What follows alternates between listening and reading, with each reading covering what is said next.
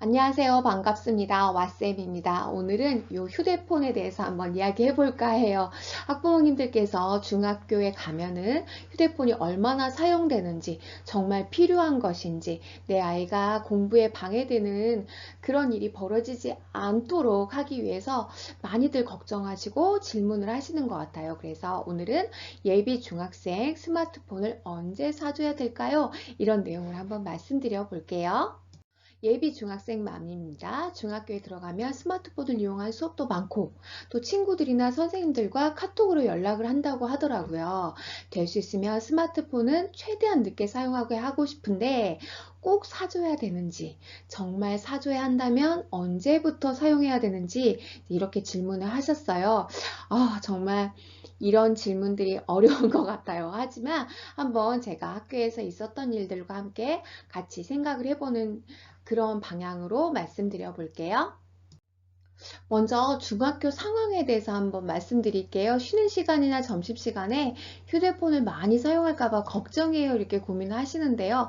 사실은 학교마다 상황은 다를 수 있어요. 저희 학교의 경우에는요, 휴대폰 가방이 따로 있어요. 어떤 모양이냐면 이런 모양들, 이런 모양들의 휴대폰을 아침에 조회를 하시면서 이렇게 다 걷어요. 수거를 하고 아이들이 여기다 제출을 하게 하거든요.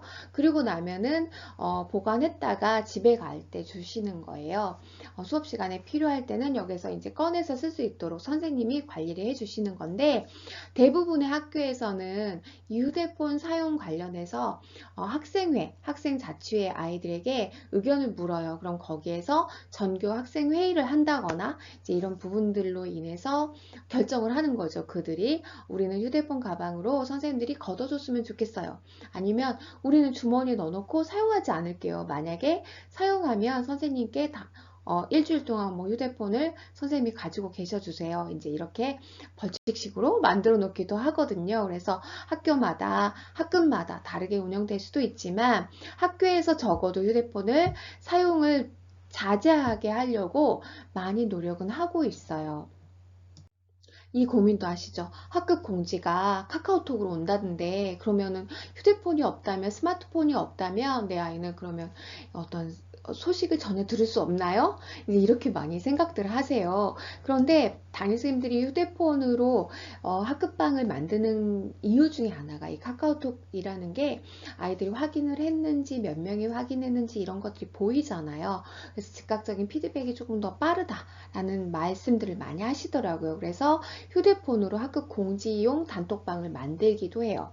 어떤 학교의 학급 같은 경우에는요, 휴대폰으로 학급용 단톡방이 있고, 선생님이 있는 단톡방, 선생님이 없는 단톡방, 뭐 이렇게 돼 있기도 하고요. 어떤 선생님은 나 없는 단톡방은 만들면 안 돼. 왜냐하면 혹시라도 생길 사이버 폭력, 이제 친구들끼리 왕따 문제 여러 가지들이 있을 수 있을까봐 걱정돼서 선생님들도 여러 가지 생각들을 하시고 그에 대한 대책을 마련해서 운영하시는 것 같아요. 그런데 이때까지도 휴대폰이 없다. 라고 해서 했을 때는 담임 선생님께 부모님이 먼저 말씀을 드리세요. 우리 아이는 아직 스마트폰이 없어요, 선생님. 그러면 저를 초대해 주시면 제가 그 안에서 본 걸 아이에게 전달해 줄게요. 이렇게 하시기도 하거든요. 그러면 그럴 때 이제 담임 선생님이 초대를 하시는데 단점이 있어요. 뭐냐면 학년 초에는 정말 열심히 하시다가 한 달 정도 지나가다 보면은 아이가 어련히 잘 하겠지 하다가 이제 학급 단톡에서 뭔가 정보 전달이 좀 빠질 수 있는 그런 일들이 벌어지기도 해요. 조금 아쉽다라는 생각이 들거든요. 그런데 이제 또 마찬가지로 수업 시간에도 스마트폰을 사용해요. 제가 여러 영상에서 말씀드렸지만 중학교부터는 모든 교과의 선생님들이 다 다르시잖아요. 그래서 각자 저마다 선생님들이 어떤 수업 방법들이 있어요. 그런데 휴대폰을 사용해서 여러 가지 게임식으로 진행을 하시기도 하고요. 또 실시간으로 댓글 달아야 되는 경우도 있어요. 자료조사를 해야 되는 경우도 있어요. 정말 할 일이 많거든요. 그래서 휴대폰으로 그런 일들을 해야 되는 그런 상황이 발생할 수가 있다라는 거. 그러면 없으면 어떡하냐? 그럴 때는 친구랑 같이 한다거나 아니면 휴대용 전자기기를 선생님이 빌려주시기도 해요.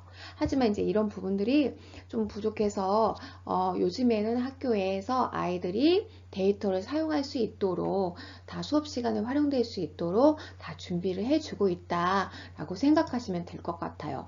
특히 2022학년도부터요, 중학교 1학년부터는 디벗이라는 것으로 해서 디지털 내 친구, 디벗, 디지털 친구 이렇게 해서요, 중학교 신입생들에게 1인당 한 대의 스마트 기기가 대여되고 활용할 수 있도록 한답니다. 그래서 제가 오늘 어떤 선생님을 만났는데 그 학교 같은 경우에는 아이패드를 지급한대요. 또 저희 학교는 크롬북을 지급하고 이제 이런 식으로 학교마다 관련된 이 디버 제도가 있기 때문에 모든 학교 이렇게 된다라고 생각하시면 될 거예요. 그러면 만약에 수업 시간에 스마트폰이 없어서 사용해야 되기 때문에 사달라고 한다. 그거는 이제 이 걱정은 없어도 되는 거죠. 왜냐면 디벗으로 활용하면 되니까.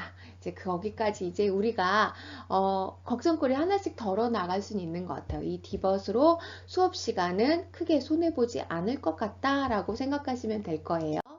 자, 그래서 서울시 교육청의 디벗은요, 내년부터 중학교 1학년 학생들에게 스마트 기기를 대여하는데 어떤 스마트 기기를 줄지는 학교마다 다 선생님들께서 논의하시고 그 학교에 가장 적합한 시스템으로 하기 때문에 내년에 노트북을 사줘야 할지 이렇게 데스크탑을 사줘야 될지 휴대폰을 꼭 사줘야 될지 이런 부분들의 고민은 이런 신문 기사로 좀 해결을 하실 수 있을 거라고 생각이 듭니다. 클래스팅이나 구글 클래스룸에서 학급방이 운영되는 경우도 있어요. 이럴 때마다 선생님들께서 진도나 또 학습 준비물 등을 올려주시는데요. 가끔 가다가 부모님들께서 전달하지 않아서 아이가 깜빡하고 안 가져오는 경우도 꽤 있어요. 그래서 부모님들께서 전달 받으시면 아이한테 다시 전달해 줘야 되는 번거로움이 있다. 아이가 휴대폰이 없을 때, 그리고 원격 수업 기간에 매 시간마다 혹시라도 아이가 연락이 안 되거나 수업에 참여하지 않았을 때 선생님들께서 연락을 하시거든요. 그런데 그때 부모님께 전달을 해드렸는데 부모님이 아이에게 연락할 길이 없다. 그러면 미인정 결석이 되거든요. 그래서 그런 일들이 가끔 일어날 수도 있기 때문에 그런 부분들을 좀 고려하시고 결정을 하시는 게 좋을 것 같습니다. 휴대폰에 대한 질문은 진짜 어려운 것 같아요. 휴대폰이 꼭 있어야 하는 것은 아닙니다. 그리고 그렇다고 꼭 없어도 되는 건 아닙니다.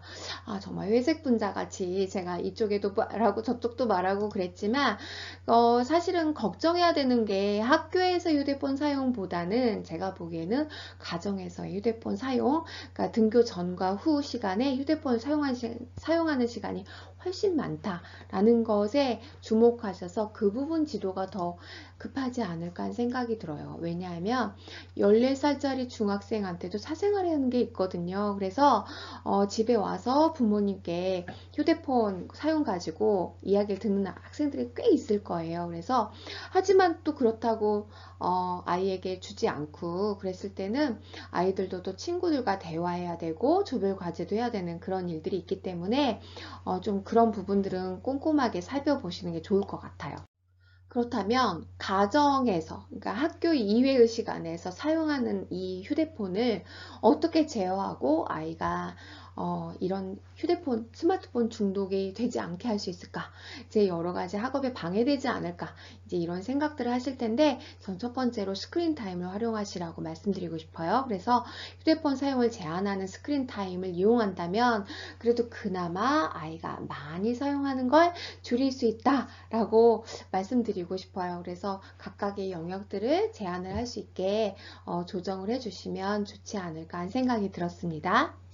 아이가 초등학생이라면요, 휴대폰 사용 계약서를 한번 작성해 보는 게 좋을 것 같아요. 사실은 중학교 1학년 상반기만 넘어가고 여름방학이 지나가잖아요. 그러면 아이들한테 이런 제한도 하실 수가 없는 상황이 될 수도 있어요. 아이가 이제 훌쩍 커버리기 때문에.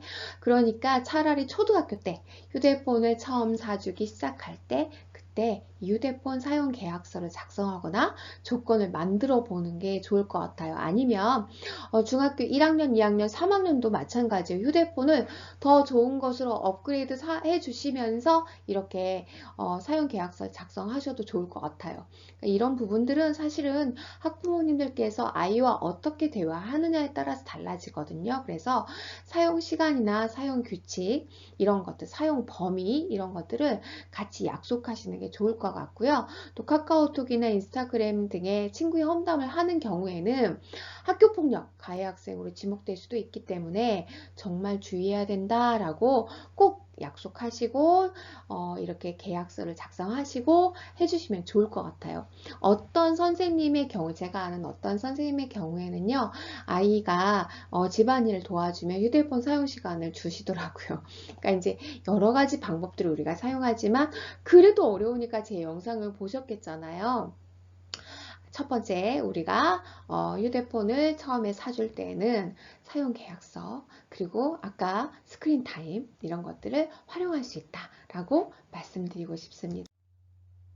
사실은 어른들도 자제하지 못하는 게 휴대폰 같아요. 그래서 중학교 입학 전에 아이들에게는 휴대폰을 만약에 구입해 주신다면 제가 아까 말씀드린 것처럼 스크린 타임을 활용한다.